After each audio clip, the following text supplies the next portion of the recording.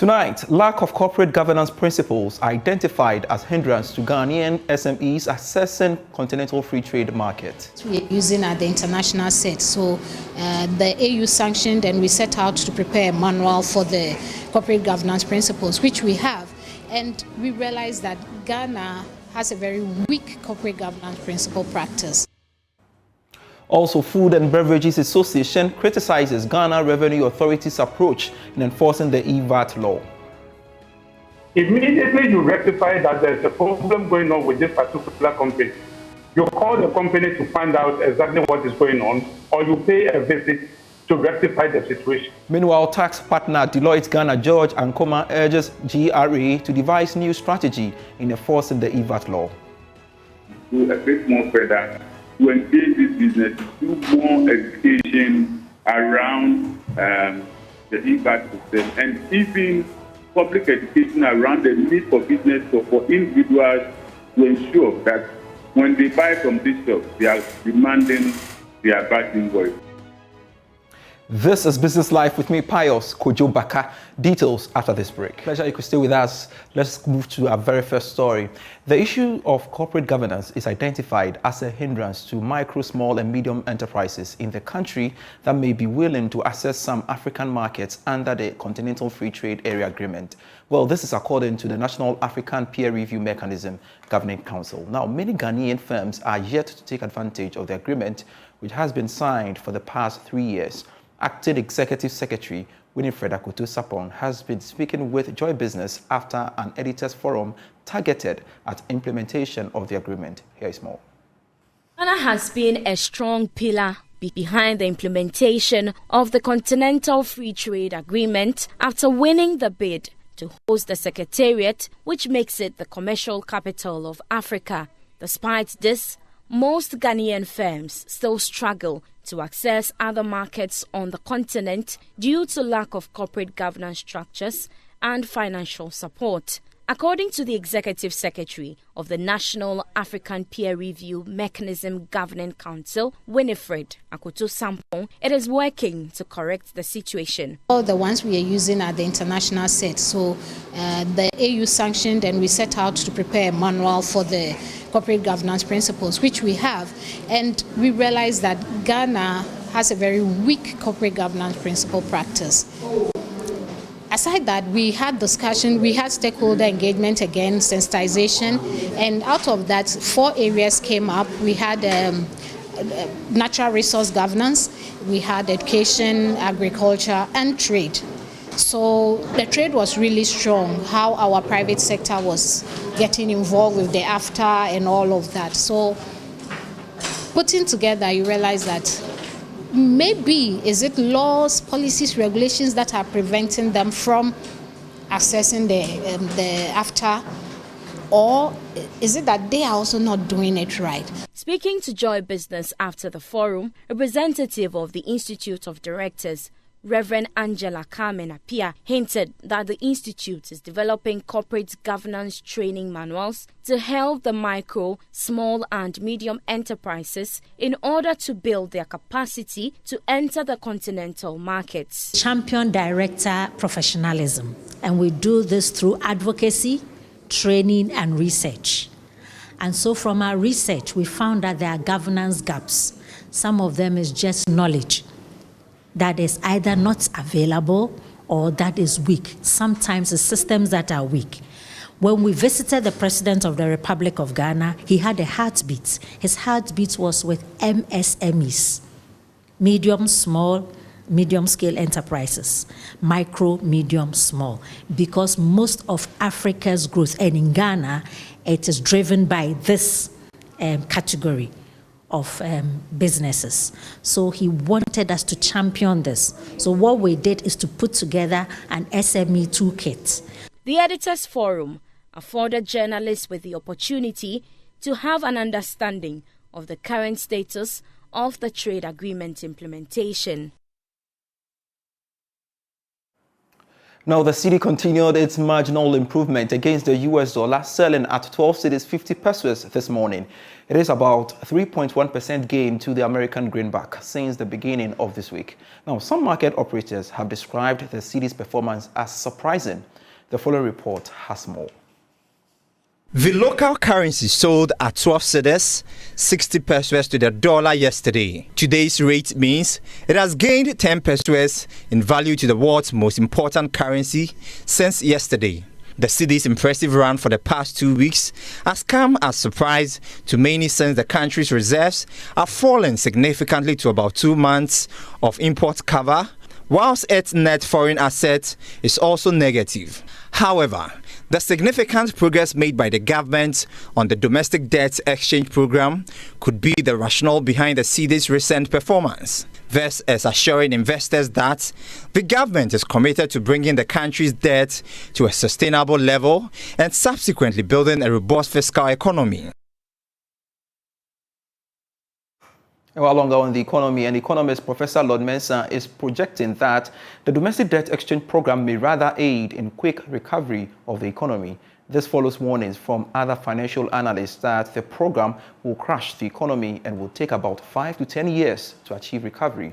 But speaking on PM Express Business Edition, Professor Mensah, however, noted that an economic turnaround could be realized if the government also shows commitment by cutting down its expenditure.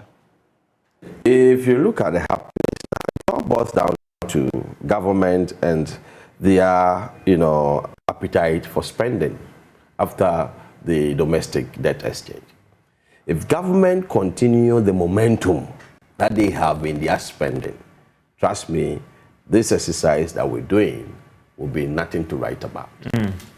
So we hope that government will give that signal. And as you mentioned, in the media budget. Would you want them to use a media budget to show this commitment of the cuts that in is very, very important. And in fact, if I'm to look beyond, the engagement that various, financial institutions have had with the government, what was missing, right, was the post-DDE, how government can be committed to some of the things they say.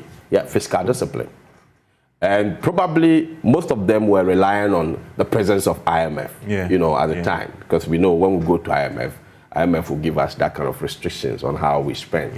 And now they're going... prior actions, they're asking for certain critical things to be done. 0% financing from the Bank of Ghana. Publishing of the COVID-related news the last IMF we went to was 5%. We couldn't manage the 5% it took us a very short time to go back to IMF. So now it's going to be harsh. So you're going to do 0% financing. I'll come back to you on, and it's still the doom. So for you, you don't think that it is really that bad? It all depends on how government manages its finances. And as I mentioned, if government continue to spend the way we've been spending, recklessly, inefficient spending, we'll end up coming back to the same situation. Moving on, the Food and Beverages Association of Ghana has criticized the way and manner being deployed in enforcing the e-VAT law. According to the association, the move leaves much to be desired, therefore could jeopardize the collection of taxes from these large businesses. Their concerns follow the arrest of some managers of leading retail shopping centers in Accra by the GRA for non-compliance of the e-VAT law and other infractions. Speaking earlier on the marketplace, Executive Secretary of the Association, Samuel Agri, expressed or condemned the approach and called for a more holistic approach in retrieving taxes for the state.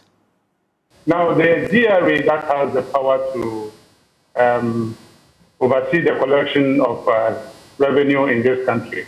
Unfortunately, as they came up with this e-VAT, every company that has been enlisted is supposed to synchronize its system with the GRA to ensure that GRA sees exactly what is happening.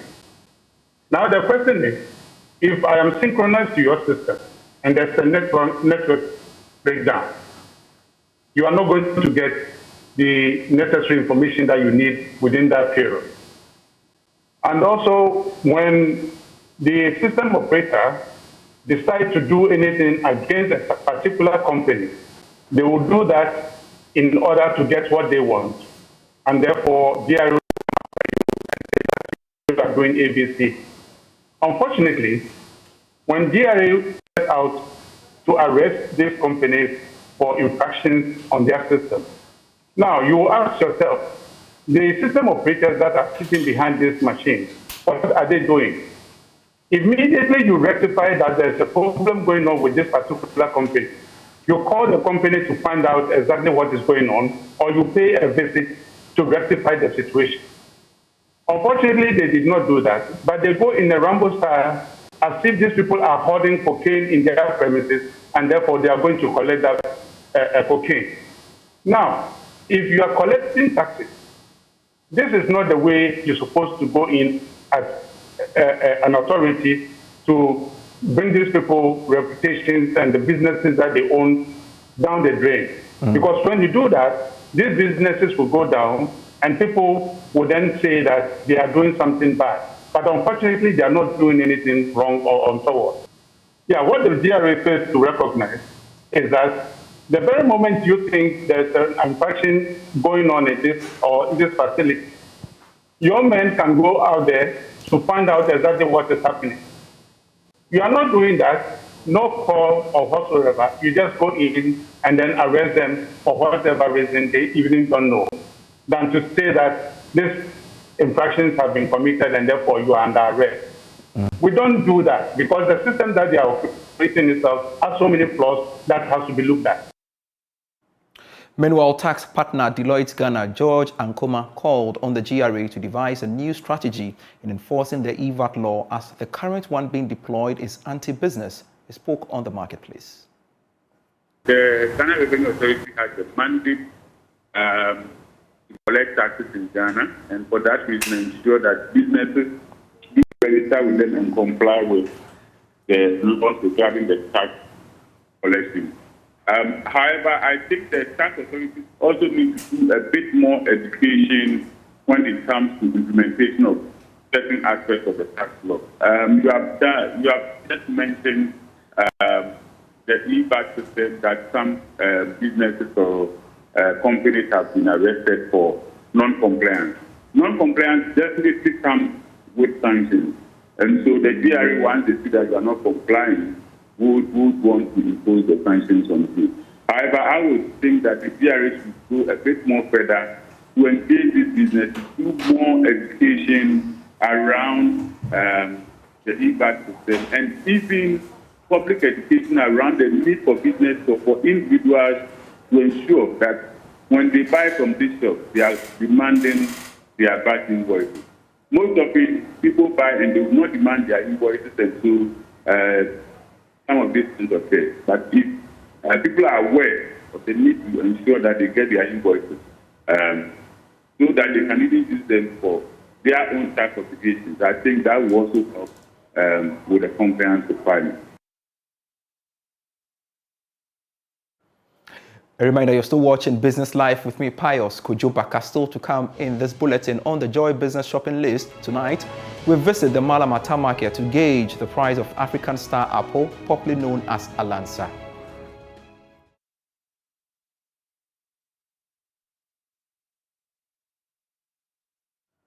Welcome back. This is still Business Life with me, Pious Kojo Backah. Now, the African star apple, popularly known as Alansa, is a seasonal fruit which is predominant in tropical regions. Its parts are consumed by the populace and used in folklore to manage diabetes. But Hajia Ajara says, despite its availability this season, patronage has been low. On this week's episode of the Joy Business Shopping List, Beverly Broom spends time with Hajia at the Malamata market to explore the fruits. Ghana Togo dear. Togo dear.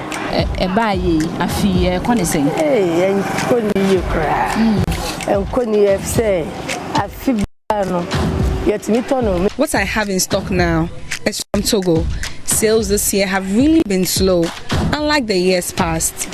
A full basket of the fruits was sold for 500 cedis last year, but now it's shot up to 1,500 and 2,000. The high cost of transportation, as well as the CFA, is really affecting our business. 400, 300 now. But this year, Around this time last year, you would find so many customers gathered here, but as you can see, the place is empty. This year, the price is deterring customers from buying the fruits.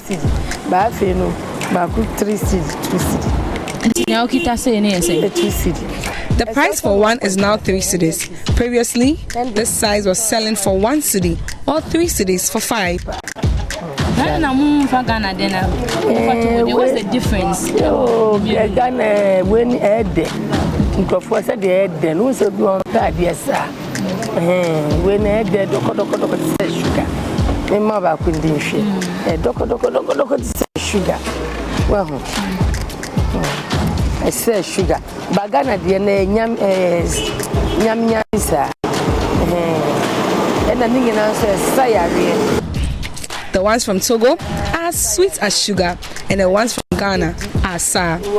But it's all medicinal, so it's good for everyone, regardless of your health condition. I said the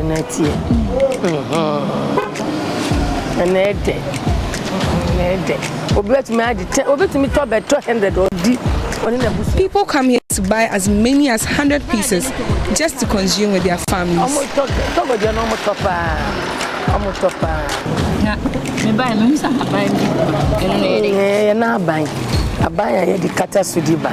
These are the leaves of the fruits. It's also very medicinal, but it's not for sale. Typhoid, water system, baby, the check. Hey, next year, dear. So, because next year, dear, said you say find out. We are wondering how business will be next year. Looking at how expensive the CFA is now, prices will skyrocket, but we are looking up to God.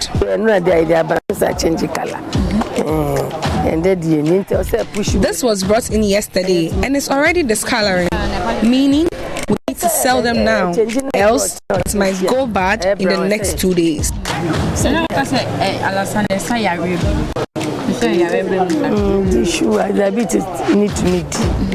The African star fruit is very medicinal.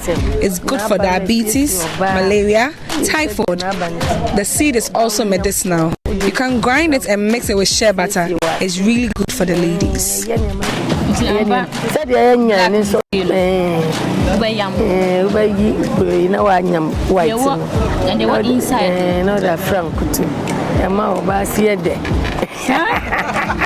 Asana la sana kasana ba mo ba siede ese de e twan no the me e twan no the more so hoiti atumi e twan who say me ma no pen twan.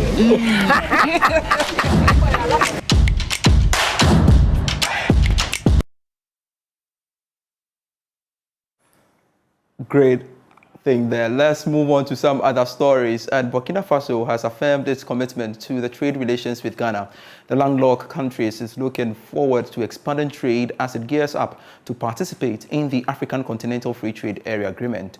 Burkina Faso Minister for Transport, Urban Mobility and Road Safety, Roland Somanda, disclosed this at the inauguration of the Burkina Shippers Council's safer 1.4 billion building at Tema.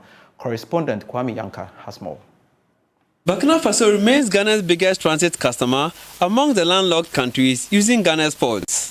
As at November 2022, cargo traffic to Burkina Faso was over 1 million tons, representing 66.6% of the total transit cargo traffic. Burkina Minister for Transport, Urban Mobility and Road Safety, Roland Somda, says his country will continue to work closely with Ghanaian authorities to facilitate cargo traffic.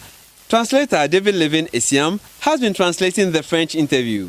Alors donc, nous nous réjouissons et nous félicitons tous les acteurs qui ont œuvré à ce que ce projet devienne une réalité aujourd'hui que nous sommes en train d'inaugurer. Boosts the trade between the partners, the two of us, and also to ensure that all obstacles, especially the land obstacles that slow down the movement of goods from Burkina Faso to Ghana, all be dealt with. So once again, we are very grateful and we hope we can do more. This edifice will further boost the transport of goods, the movement of goods and cargo from Burkina Faso, and will do more, which will go on to support our economy as well. Board Chair of Burkina Shippers Council, Al Hassan Sienu says their office, built at a cost of 1.4 billion CFA or $2.5 million, is a sign of further commitment, having been in Ghana for 3 decades. Le projet, depuis pratiquement 5 ans, nous l'avons engagé. Et aujourd'hui, nous inaugurons ces bâtiments qui résultent encore pour dire. This project goes to attest to the fact that we have been here for about 30 years, and it also shows the relationship that we have with the Ghanaian authorities.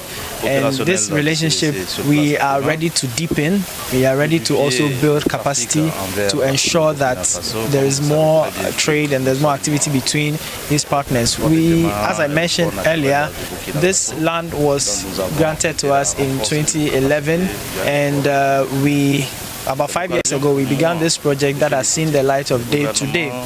And therefore, we are very grateful to the Ghanaian authorities for their collaboration, and we hope that our partnership will be more fruitful.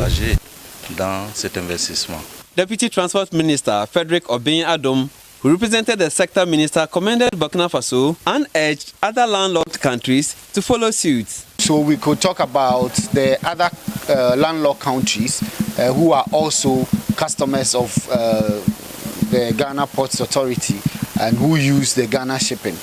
But you could find out that the Burkina Faso is actually the best in terms of transit cargo. So it will still foster a very good relationship between us.